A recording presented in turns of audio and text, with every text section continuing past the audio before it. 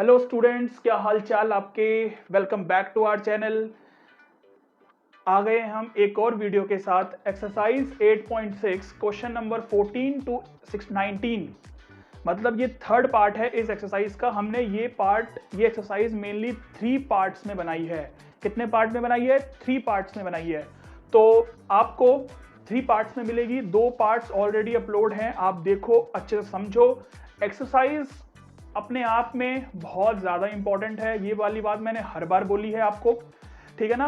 4 marks की case study और 5 marks का क्वेश्चन इजीली बनता है इसमें से, इजीली समझ लो आप, ये वाली बात क्लियर है। अगर बन गया तो बनता है 5 मार्क्स में या फिर 4 मार्क्स की केस स्टडी। अगर नहीं आया तो वो बात अलग है, बट आता है, चांसेस हैं। तो आज इस वीडियो में हम ये एक्सरसाइज भी कंप्लीट कर देंगे और क्या कंप्लीट कर देंगे, कैलकुलस का भी पूरा पार्ट हमारा कंप्लीट हो जाएगा, ठीक है ना। अब जो बच्चे एग्जाम्पल्स मांगते हैं, बेटा देखो, हम आपको एक्सरसाइज करवा रहे हैं ना, तो एग्जाम्पल उन्हीं पर ही बेस्ड होते हैं। तो एग्जाम्पल आप खुद से प्रैक्टिस करो, क्योंकि अगर हम आपको एक्सरसाइज का एक एक क्वेश्चन करवा रहे हैं और आप अब चाहते हो कि हम आपको एग्जाम्पल भी करवाएं, तो फिर ऐसे सिलेबस कैसे कंप्लीट होगा। एग्जाम्पल्स आप खुद प्रैक्टिस करो, क्योंकि एग्जाम्पल्स में आपके पास सॉल्यूशन भी है, आप वहां से भी समझ सकते हो, ठीक है ना। इन एक्सरसाइज का सॉल्यूशन नहीं है, तो इस वजह से हम आपको यहाँ के एक एक क्वेश्चन प्रोवाइड करवा रहे हैं। बिना टाइम वेस्ट करे स्टार्ट करें जी। बने हुए हो हमारे साथ वीडियो में, और पूरी वीडियो लास्ट तक देखनी है। उसके बाद कमेंट करना है, लाइक करना है, और फिर अपने किसी भी एक या 2 फ्रेंड को शेयर कर देना। बस हम समझेंगे कि यही हमारे लिए बच्चों का प्यार था। क्लियर है। 14 क्वेश्चन यहां से स्टार्ट करेंगे।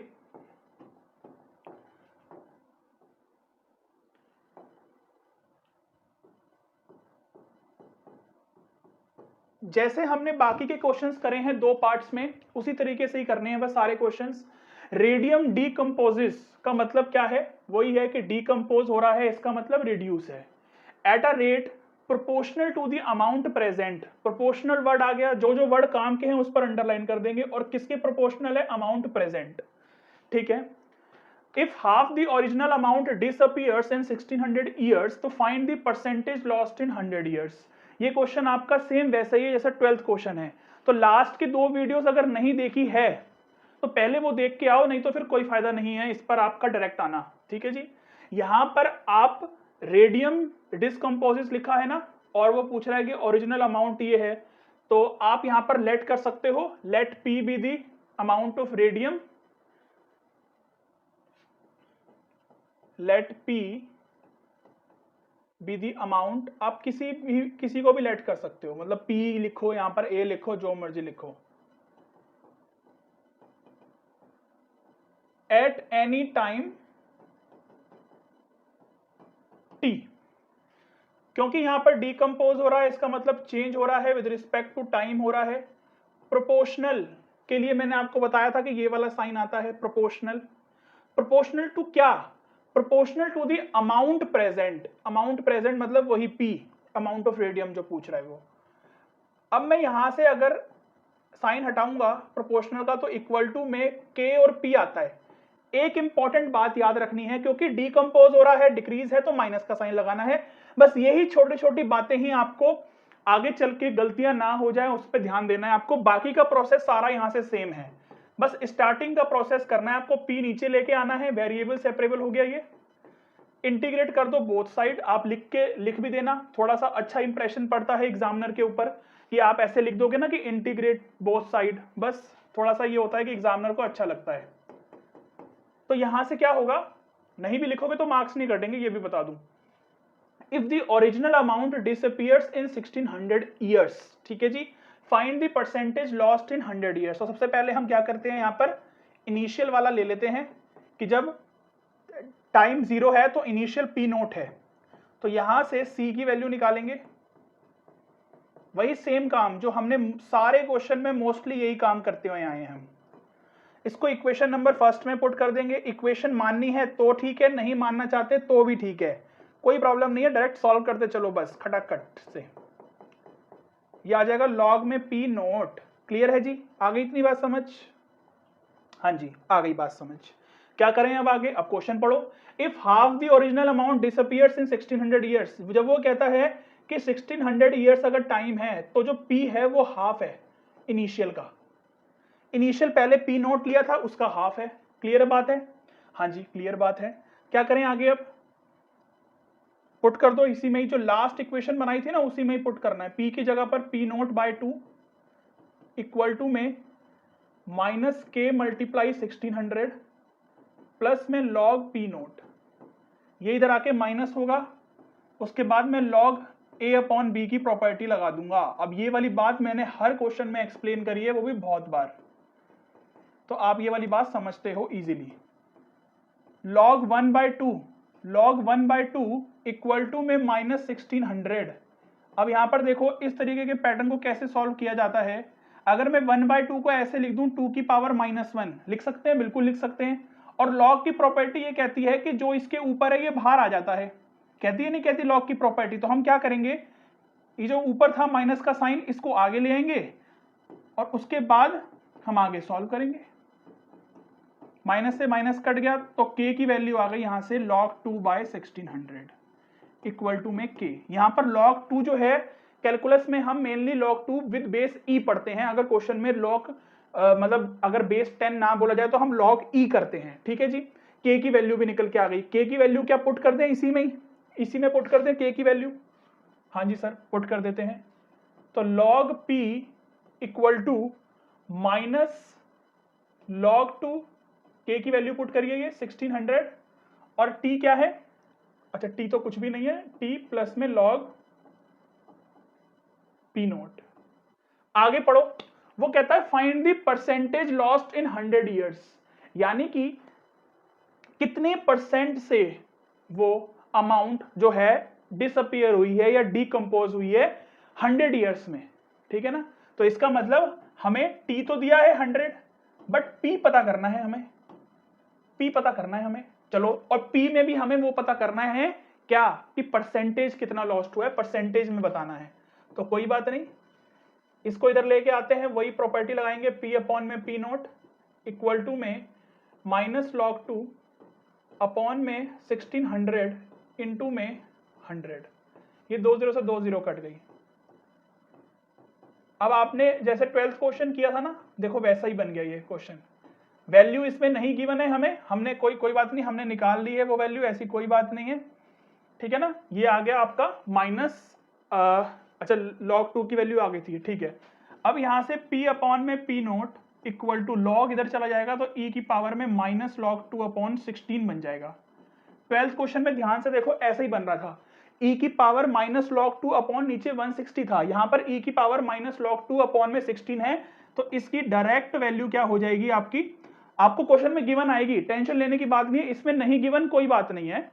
गिवन आएगी तो आंसर में पुट कर देना अपने सॉल्यूशन में, नहीं आएगी तो अपना आंसर बस लॉग या e की पावर में ही छोड़ के आ जाना, कोई दिक्कत वाली बात नहीं है।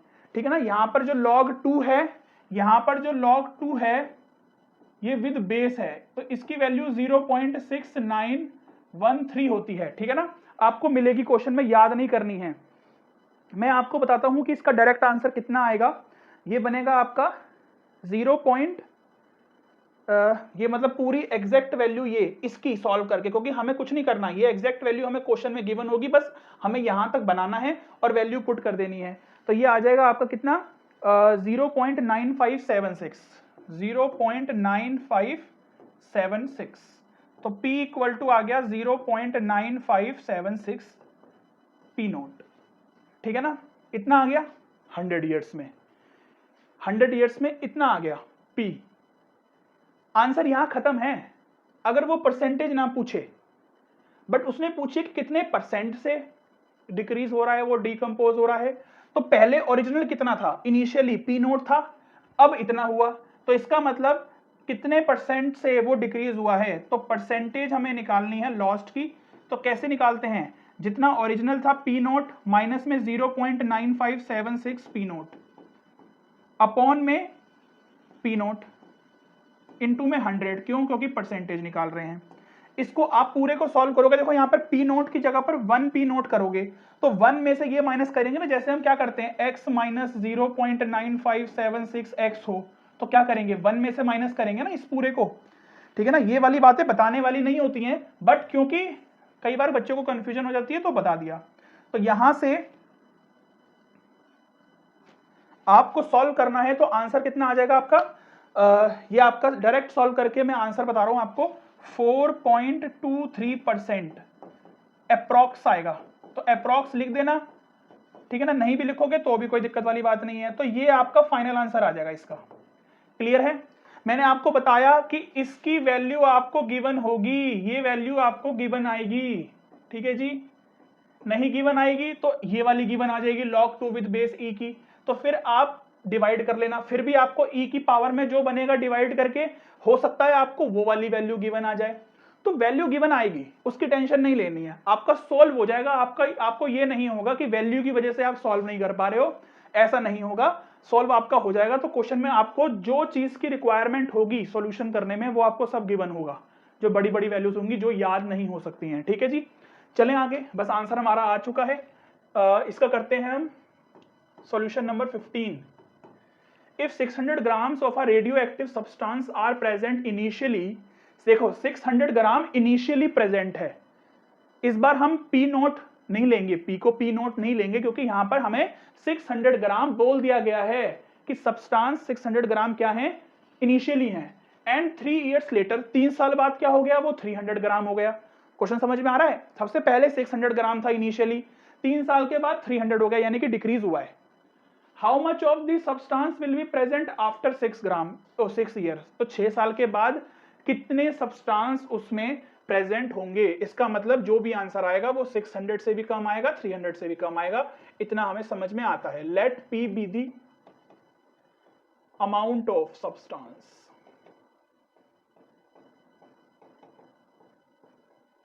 Eight any time t. Clear है जी? हाँ जी क्लियर है। अब क्या करें, सॉल्व करो बस।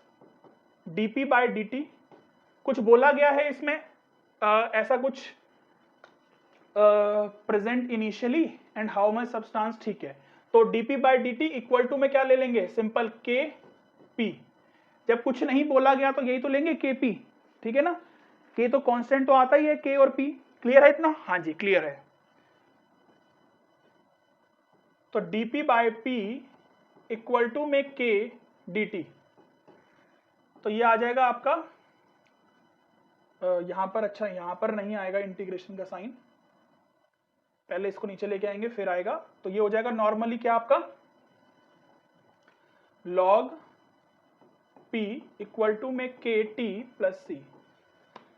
ओके क्लियर है। आगे p की वैल्यू, अब c की वैल्यू निकालनी है इनिशियली, बट यहां पर बोला गया है। अब देखो हर बार हम क्या करते हैं, हर बार हम क्वेश्चन में t इक्वल टू 0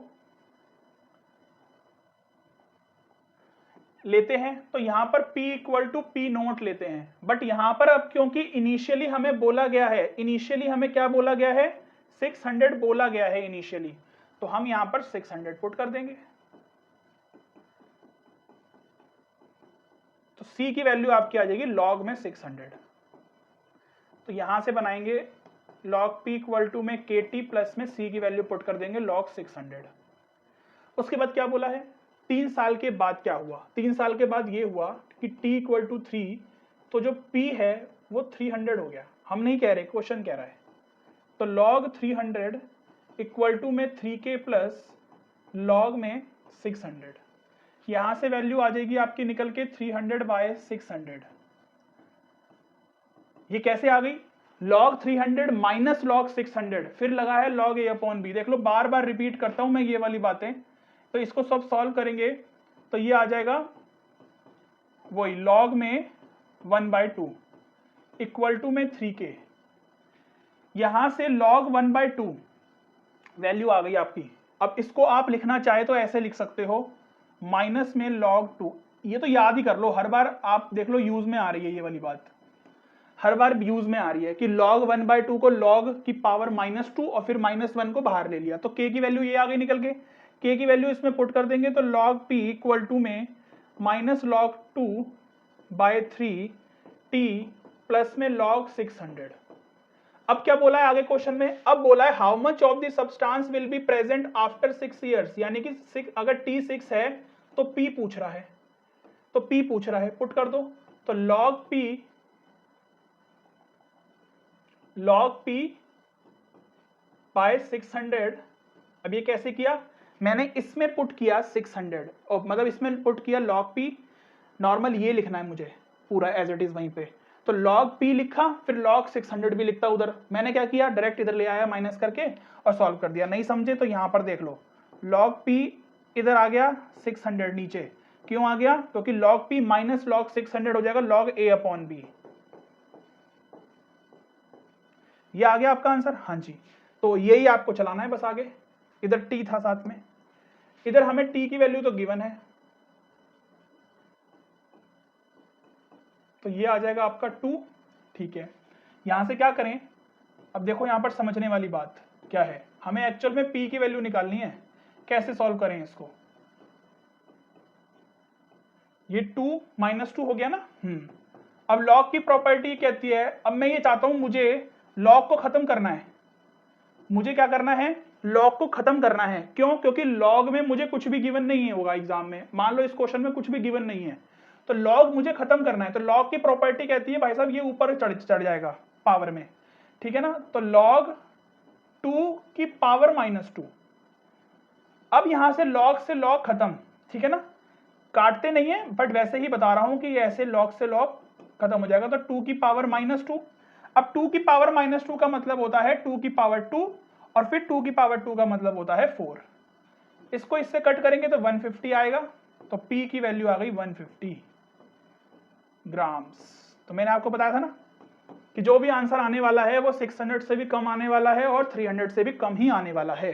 लास्ट में आपको आंसर लिख देना है कि 150 gram amount of substance will be present after 6 years. खत्म बात, पूरे मार्क्स मिल जाने आपको। ये आपका फाइनल आंसर है। क्लियर है, 150 ग्राम्स। क्या कर रहे हैं हम हर क्वेश्चन में, क्या कर रहे हैं, खुद सोचो आप, फील करो क्वेश्चन को कि हम कर क्या रहे हैं। एक्चुअल में कुछ नहीं कर रहे हैं, हम सेम प्रोसेस चला रहे हैं बस हर क्वेश्चन में। चलें आगे। हाँ जी sir, the space vehicles are supplied power from the nuclear energy. अब देखो यहाँ पर कितनी सारी फालतू की बातें दी हुई हैं ऊपर की। अरे भाई हम साइंस थोड़ी पढ़ रहे हैं, हम यहाँ पर कोई साइंस पढ़ने आए हैं जो हमें इससे कोई मतलब है कि space power supply nuclear energy, हमें क्या करना है, हम मैथ्स पढ़ रहे हैं या साइंस पढ़ रहे हैं। तो केस स्टडी में भी यही होगा, केस स्टडी में भी आपको इतनी सारी बातें ऊट पटांग की दी होगी, मतलब की कुछ नहीं है। यहाँ पर मतलब का क्या है, सिर्फ ये मतलब का है, सिर्फ ये फंक्शन जो लिखा है ये मतलब का है, उसके बाद जो ये दो चीजें पूछी है ना फर्स्ट और सेकंड पार्ट में, ये मतलब का है बस। हम मैथ्स पढ़ रहे हैं तो मैथ्स पढ़ रहे हैं, बात खत्म। तो हमें यहाँ पर जो मॉडल है ना वो बना के दिया हुआ है, मतलब एक तरीके से समझ लो जो हम सॉल्व करते हैं ना वो हमें इन्होंने बना के दिया हुआ है इस बार, ठीक है ना, वो हमें बना के इन्होंने दिया हुआ है। क्योंकि देखो एक्सपोनेंशियल ग्रोथ मॉडल की जो स्टैंडर्ड इक्वेशन होती है ना वो ये होती है y equal to y nought e की पावर के टी, ठीक है ना। आपके फर्स्ट क्वेश्चन में ही ऐसा था, सेम था नहीं था, तो देखो उसी के फॉर्म में ये चीज बनी हुई है, उसी के फॉर्म में क्या है ये चीज बनी हुई है। तो यहां से क्या करना है हमें, बस ये उतार लिया हमने। फर्स्ट देखो, first how much power will be available at the end of 90 days. 90 दिन के बाद, 90 डेज के बाद वो कह रहा है कि how much power will be available, ये पावर का कुछ बन रहा होगा, तो इसमें वो कह रहा है कितनी अवेलेबल होगी पावर 90 डेज के बाद। तो इसका मतलब t की वैल्यू हमें 90 गिवन है और y पूछ रहा है, y ही यहां पर कुछ होगा पावर का, ठीक है ना, हमें उससे कोई मतलब नहीं है। 50 e की पावर माइनस 0.04 मल्टीप्लाई 90, t की जगह पर हमने 90 पुट कर दिया। 50 e की पावर माइनस इन दोनों की मल्टीप्लाई करवाएंगे 0.36 आएगा। अब ये 0 e की पावर माइनस e की पावर माइनस 0.6 ऐसे करके आपको गिवन आएगी वैल्यू एग्जाम में, ठीक है ना। तो आपको निकालनी नहीं है, तो 0.6976, 0.6976, तो यहां से y इक्वल टू 50 मल्टीप्लाई 0.6976, तो यहां से आप सॉल्व करोगे तो y की वैल्यू 34.88, ठीक है ना। क्योंकि ये कुछ y यहां पर बोला गया था कि y जो है वॉट में है, तो आप अपना आंसर वॉट में लिख देंगे बस, वॉट। और टाइम जो है वो t है, टाइम जो है वो t जो है वो टाइम को रिप्रेजेंट कर रहा है। तो सेकेंड पार्ट में बोला है how long will it take for the amount of power to be half of its original strength. अच्छा, उससे पहले जब t अगर 0 है तो y equal to y naught तो लेना पड़ेगा ना। इसमें इनिशियली क्या है नहीं पता, तो इनिशियली कुछ तो लेना पड़ेगा। तो यहां से अगर मैं सॉल्व करूं तो y की जगह पर ये रहा आपका, ये बना हुआ है आपका, सिर्फ आपको इसको इसमें पुट करनी है वैल्यू। तो y की जगह पर वाई नोट इक्वल टू में 50 e की पावर कितना आ जाएगा 0, क्योंकि यहाँ पर t में अगर 0 पुट करोगे वो सब 0 हो जाएगा, तो e की पावर 0 1 होता है तो 50 आ गया। तो y नोट आपका आ गया 50। क्लियर है इतनी बात? हाँ जी क्लियर है। क्वेश्चन पढ़ो आगे क्या है। क्वेश्चन में बोला, अभी थोड़ा सा क्वेश्चन ना डिफरेंट हो गया क्योंकि इसमें आपको ये मॉडल दे दिया इन्होंने, ठीक है ना। तो थोड़ा सा क्वेश्चन डिफरेंट हो गया, हो सकता है केस स्टडी जब बन के आए तो वो इस टाइप से आ जाए, ठीक है ना। मतलब केस स्टडी इस टाइप से ही आ गई मान लो, तो ऐसे आती हैं कि आपको ये दे दिया, 2 क्वेश्चन पूछ लिए 2 मार्क्स में।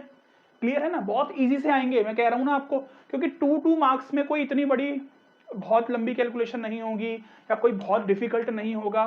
सिर्फ केस स्टडी बच्चों को समझने के लिए, एनालिसिस करने के लिए बच्चों को दिया जाता है कि बच्चे रटे नहीं, बच्चों को समझना भी है कि हम क्या पढ़ रहे हैं एक्चुअल में, ठीक है ना। नहीं तो पहले क्या होता था कि फॉर्मूलेस रट लेते थे तो काम चल जाता था, बट अब कॉम्प्रिहेंसिव बेस्ड क्वेश्चन जो होते हैं, केस बेस्ड जो क्वेश्चन होते हैं, उनसे पता लगता है कि आप कितना सीख पा रहे हो और आप कितना कर पा रहे हो, कि आपने बच्चों ने रटा तो नहीं है। ये है, तो यहां से y नोट की वैल्यू 50 आ गई। हाँ जी, आगे बोला है कि अगर t की वैल्यू हमें निकालनी है तो जो y है वो क्या हो जाएगा 50 हो जाएगा, मतलब इसका जो इनिशियली था ना उसका हाफ हो जाएगा, यानी कि 25 हो जाएगा। ये इनिशियली था ये इनिशियली, और ये आ गया आपका कितना हाफ। अब टाइम पूछ रहा है तो हम क्या करेंगे, इसी में ही दोबारा डाल देंगे, जो हमें दे रखा था ना इसी में ही दोबारा पुट करेंगे। अच्छा, y हमें कितना गिवन है 25, तो 50 e की पावर माइनस 0.004 t, अब ये आ जाएगा 25 अपॉन में 50 e की पावर माइनस 0.004 t, ठीक है ना। अब देखो ये कैसे सॉल्व होगा, जैसे log इधर जाके e बन जाता है वैसे ही e इधर आके क्या बन जाएगा log।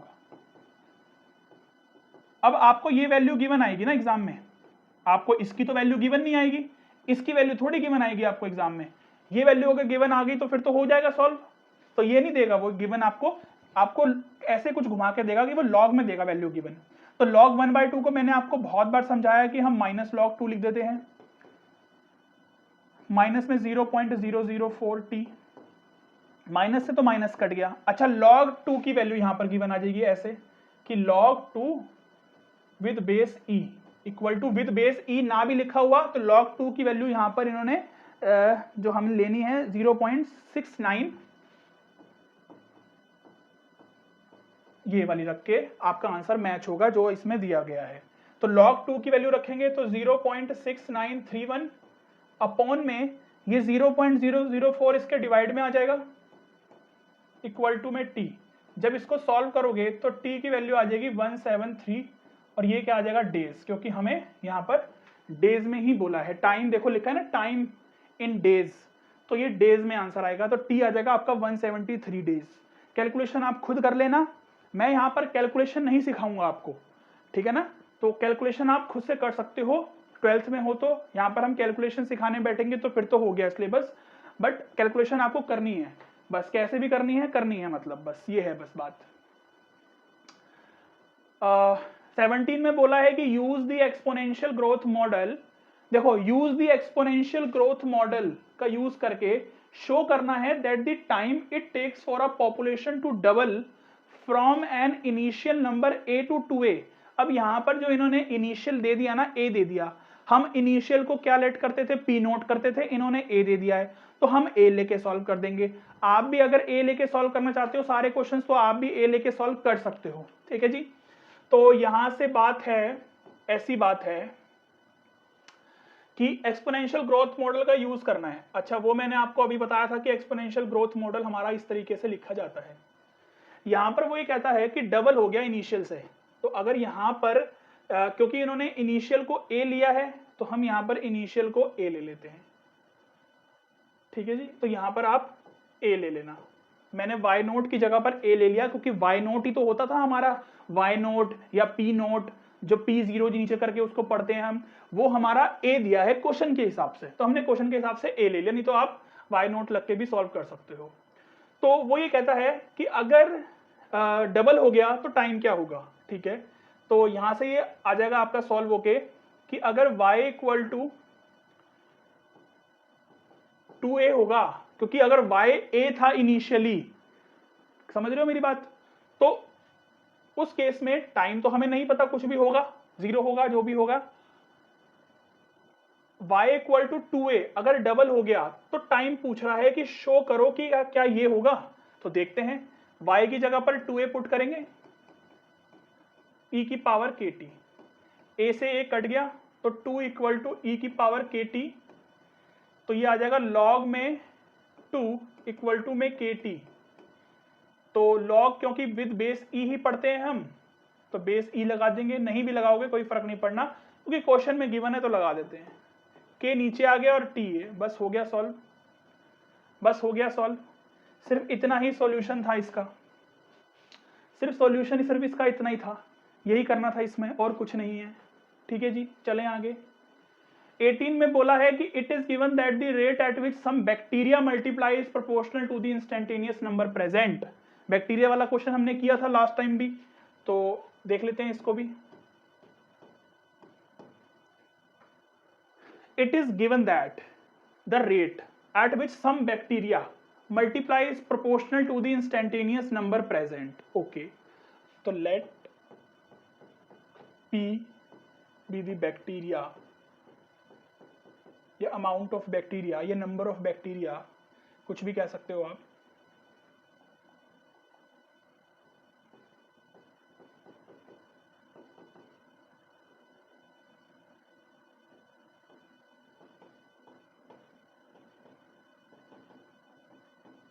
ठीक है ना, let P be the bacteria present at any time T।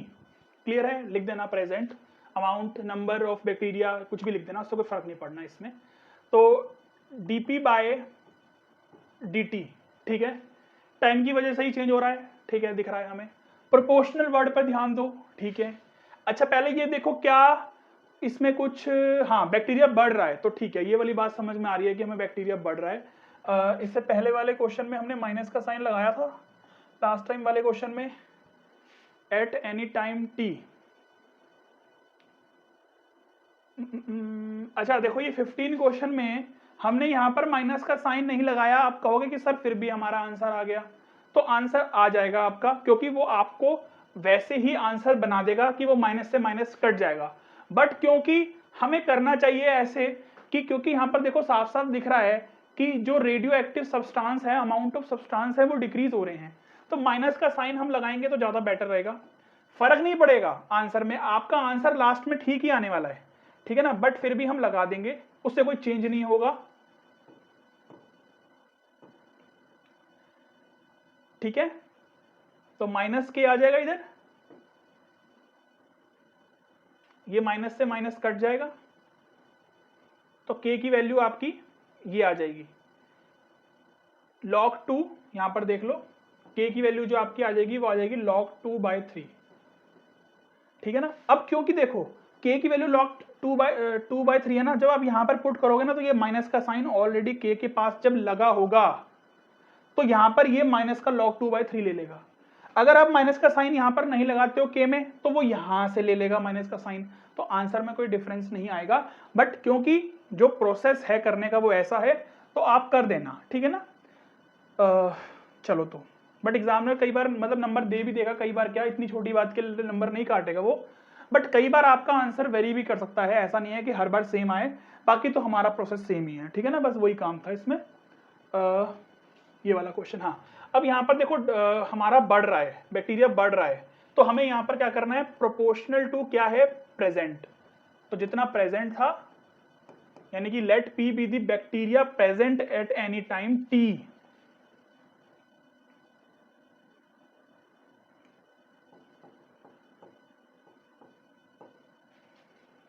Proportional का साइन हटाएंगे तो Kp आ जाएगा। P यहां पर क्या है, कांस्टेंट है, P is any constant. Sorry k is any constant, p कहां से आ गया, क्या ही लिख रहे हैं हम, k इज एनी कांस्टेंट। ठीक है, यहां से हम कर देंगे वेरिएबल सेपरेबल और ये आ गया, तो log p इक्वल टू में kt प्लस c। अब ये तो कहोगे कि सर ये तो लाइन हमें रट गई, हर क्वेश्चन में log p equal to kt plus c, log t plus kt equal to सी। मोस्टली क्वेश्चन में जब हम वो लेते हैं कि टाइम इक्वल टू 0 और p equal to p naught, जो कि हम इसमें भी लेंगे इनिशियली, तो c की वैल्यू साफ साफ पता है कि क्या आती है, log में p नोट आती है। आप कहोगे कि सर ये तो हमें रट चुका है बार बार, क्या करें, बट एग्जाम में तो एक ही क्वेश्चन आएगा ना, तो हमें तो वो करके दिखाना है पूरा, तो इस वजह से हम ये भी क्वेश्चन सारे आपको बताते चल रहे हैं। ठीक है ना, चलो तो ये निकल के आ गया आपका log p equal to kt plus log p naught. c की वैल्यू हमने डाल दी। अच्छा, अब k की डालनी है, k की वैल्यू डालने के लिए क्या करें, k की वैल्यू डालने के लिए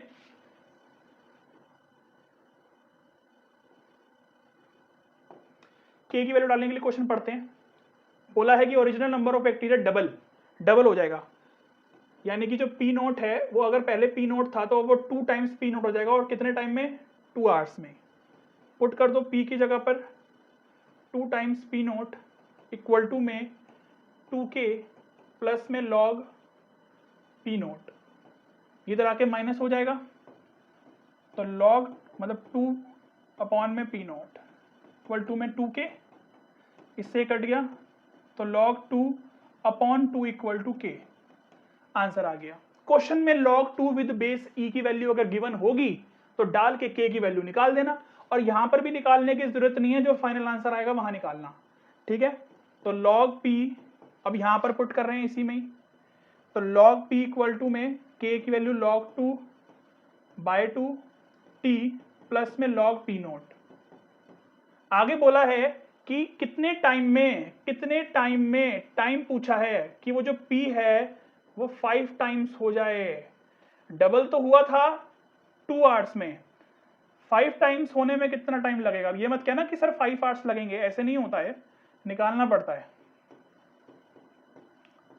तो log 2 बाय 2 t प्लस में log p नोट, ये इधर आके माइनस हो जाएगा, तो log 5 p naught upon p note. अब ये माइनस, सर कहोगे डिवाइड क्यों कर दिया, अरे बेटा प्रॉपर्टी लगी है, इससे ये कट गया। अब log 2 की और log 5 की वैल्यू अगर गिवन हो तो डाल देना, नहीं तो आंसर यहीं पे छोड़ देना। 2 की मल्टीप्लाई वहां कर दो, तो 2 log 5 अपॉन में ये log 2 नीचे चला जाएगा, log 2, ये आ गया आपका t, फाइनल आंसर आ गया। और क्योंकि यहां पर ईयर्स की बात हो रही है, आर्ट्स की बात हो रही है, तो आप भी आर्ट्स लिख दोगे कि यानी कि 5 टाइम्स वो जो बैक्टीरिया हैं वो इतने टाइम में होंगे। 2 log 5 अपॉन log 2 आवर्स।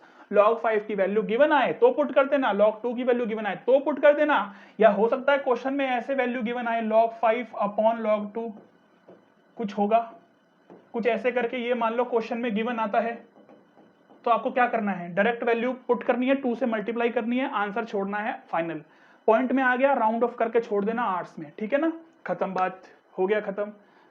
बस लास्ट क्वेश्चन रह गया है, और लास्ट क्वेश्चन कहां चला गया हमारा, अच्छा यहां है लास्ट क्वेश्चन।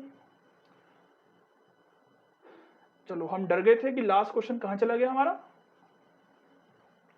चलो तो 19 क्वेश्चन देखते हैं, जो कि लास्ट क्वेश्चन है इस एक्सरसाइज का, और कैलकुलस से हो गया पीछा खत्म।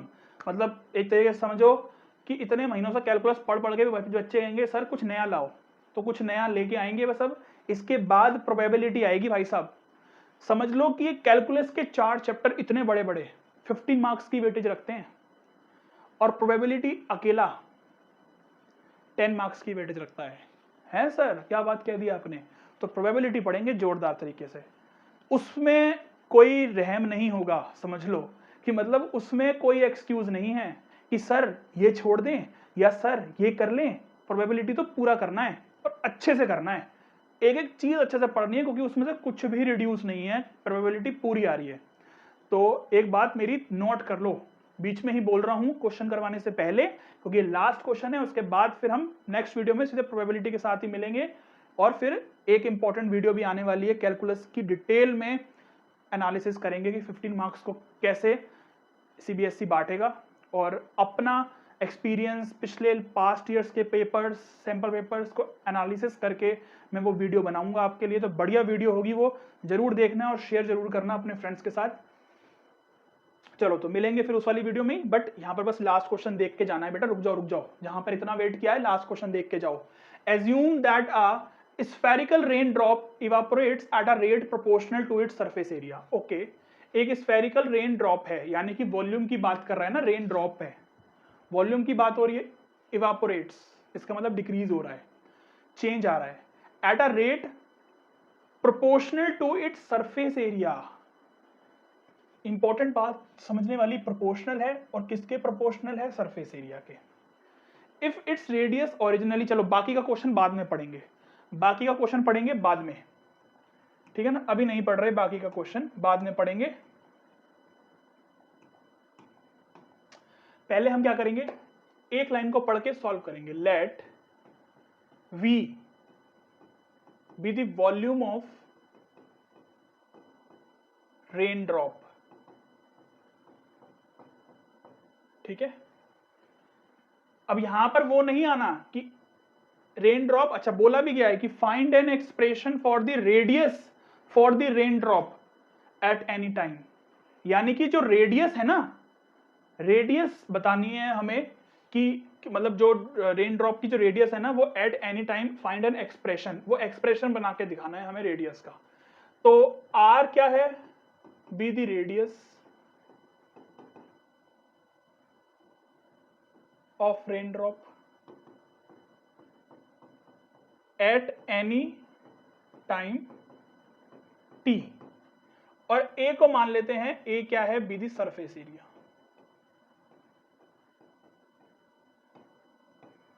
ठीक है जी, क्लियर है इतनी बात? हाँ जी क्लियर है।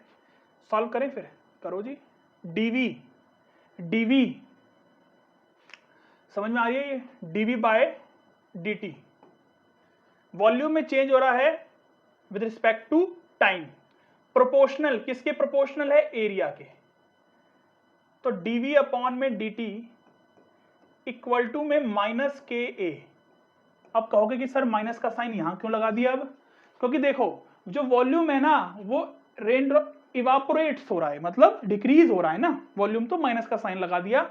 अगर यहां पर भूल भी जाओ, गलती हो भी जाए, तो वो बाद में आपकी, मैंने बताया ना, कवर हो जाता है, आंसर आपका मैच कर जाएगा, ठीक है ना। तो ऐसी कोई प्रॉब्लम वाली, इतनी भी बड़ी प्रॉब्लम नहीं है, कोई बिग इशू नहीं है, बट अगर आपने बात पकड़ ली है क्वेश्चन में तो लगा दो, कोई दिक्कत वाली बात नहीं है, ठीक है जी।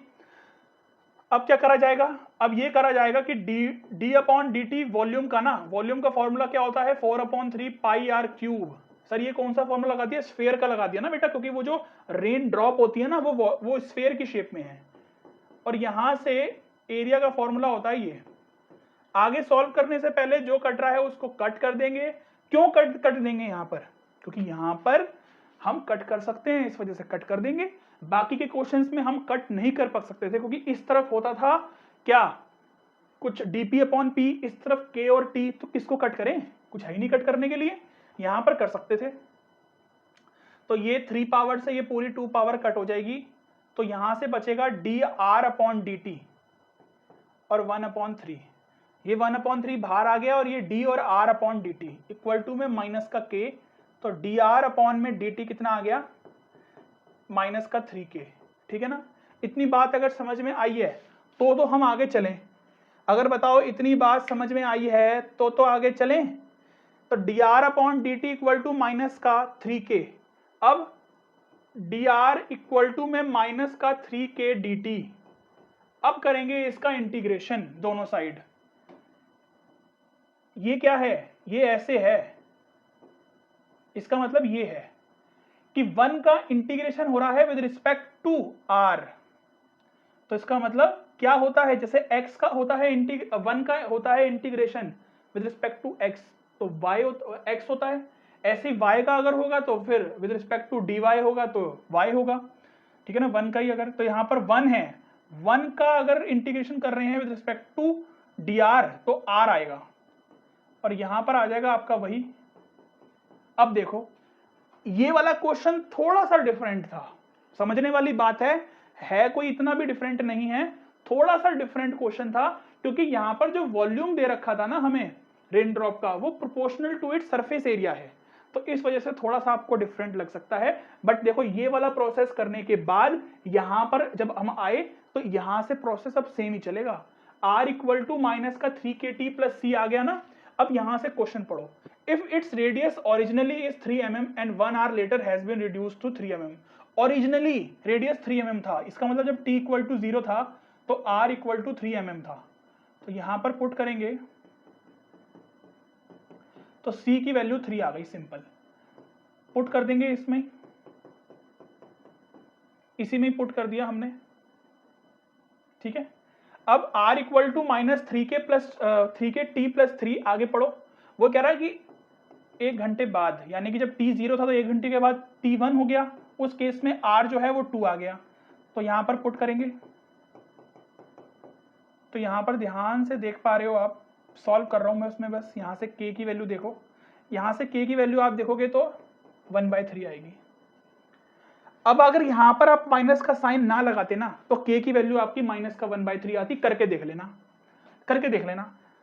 तो इस वजह से आंसर में फर्क नहीं पड़ेगा, क्योंकि अगर आपने यहां पर माइनस का साइन लगा दिया तो इस तरफ आगे k की वैल्यू 1/3 आ गई, अगर माइनस का साइन यहां पर लगाना भूल गए तो k की वैल्यू माइनस का 1/3 आ जाएगी, जो कि यहां पर जब पुट करोगे तो वो प्लस हो जाएगी, सॉरी ये तो हम होगा ही नहीं माइनस का, तो वो माइनस में आ जाएगा, तो वो एक ही बात होती है, ठीक है ना। बट लगाना है हमें, क्योंकि क्वेश्चन के हिसाब से स्टार्टिंग में लगना चाहिए, अगर भूल जाओ तो बता रहा हूं मैं, आंसर आपका सही आ जाएगा। Find an expression for the radius of the rain drop eight any time. अब यहां पर पूछा कुछ नहीं है कि 2 घंटे के बाद या 3 घंटे के बाद या 4 घंटे के बाद रेडियस कितनी होगी, ये नहीं पूछा, वो पूछ रहा है कि एट एनी टाइम रेडियस क्या होगी। इसका मतलब समझ रहे हो बात को, कि मतलब हमें जो आंसर देना है ना, r वैल्यू जो आनी है हमारी वो t की फॉर्म में आएगी। क्लियर है इतनी बात, क्योंकि यहां पर बोला है eight any time t find an expression for the radius, एक रेडियस का एक्सप्रेशन बना के दिखाओ एट एनी टाइम t। अब वहां पर t की वैल्यू कुछ भी डालते रहना, आंसर आता रहेगा आपका, t की वैल्यू 2 डालो 3 डालो, जैसे मर्जी डालोगे तो आंसर आपका आता रहेगा, ठीक है ना। अच्छा हाँ, 3 से कम ही डालना है, क्योंकि अगर वैसा कुछ आंसर आता है, चलो अभी देख लेते हैं एक बार। k की वैल्यू पुट करो पहले, r equal to minus 3 into 1/3 t plus में 3, इसमें पुट करिए मैंने वैल्यू k की, इसमें k की वैल्यू मैंने 3 पुट कर रहा हूं, ठीक है ना। तो इससे ये कट गया, तो r की वैल्यू आ गई आपकी माइनस का t प्लस में 3, यानी कि r की वैल्यू जो आई वो 3 माइनस में t आ गई, तो ये आपका फाइनल आंसर आ गया जो उसने पूछा था, ठीक है ना। वो कह रहा है find an expression for the radius, expression बना के दिखाना था, बना दिया। एट एनी टाइम t कुछ भी नहीं है, t यहां पर 1 डालो, तो देखो 3, अगर t मैंने 1 डाला तो रेडियस 2 आनी चाहिए थी ना, देख लो, अगर टाइम 1 आवर है तो रेडियस 2 आएगी, अगर यहां पर 2 डालूंगा तो 3 आएगी, देख लो उस हिसाब से, मतलब अगर टाइम को मैंने 2 पुट किया तो 3 माइनस 2 1 आएगा रेडियस, ठीक है ना। और अगर 3 पुट किया तो रेडियस 0 आएगी, जो कि मैं कर नहीं सकता, क्योंकि रेडियस कभी भी 0 नहीं होती है। तो यहाँ पर इंपॉर्टेंट बात ध्यान रखने वाली है, इसका कोई मतलब नहीं है, सिर्फ समझा रहा हूँ कि t की वैल्यू 0 और 3 के बीच में होगी, ठीक है जी। तो t की वैल्यू 0 और 3 के बीच में होगी, ये बात समझ लेना, बस इससे कोई मतलब नहीं है आंसर का, बट लॉजिक समझ में आना चाहिए आपका। क्या है कि 3 भी नहीं पुट कर सकता, क्योंकि अगर 3 पुट किया तो r 0 हो जाएगा और रेडियस 0 होता नहीं है। चलो तो हो गए जी क्वेश्चन सारे, कैलकुलस खत्म हो गई। वीडियो अच्छी लगी है तो लाइक शेयर सब्सक्राइब जरूर करके जाया करो, कमेंट कर दिया करो। बार बार कहता हूँ ये वाली बातें, क्योंकि हमें थोड़ा अच्छा लगता है कि बच्चे हमारे साथ जुड़ते हैं और हमसे कुछ भी कमेंट सेक्शन में पूछते हैं, तो अच्छा लगता है, ठीक है जी। हम इतनी मेहनत कर रहे हैं आपके लिए, तो आपका अगर रिस्पॉन्स नहीं आता तो फिर हमें वीडियो बनाने की वो एनर्जी नहीं मिल पाती, बस ये होता है। बाकी चलो ठीक है, लगे पड़े हैं आपके लिए, बनाएंगे वीडियोस, और भी सिलेबस तो पूरा करवाना है आपका, बहुत जल्दी करवाएंगे, ठीक है जी। चलो तो लाइक शेयर सब्सक्राइब जरूर करना है, मिलेंगे आपसे नेक्स्ट वीडियो में। Good luck, take care, bye bye.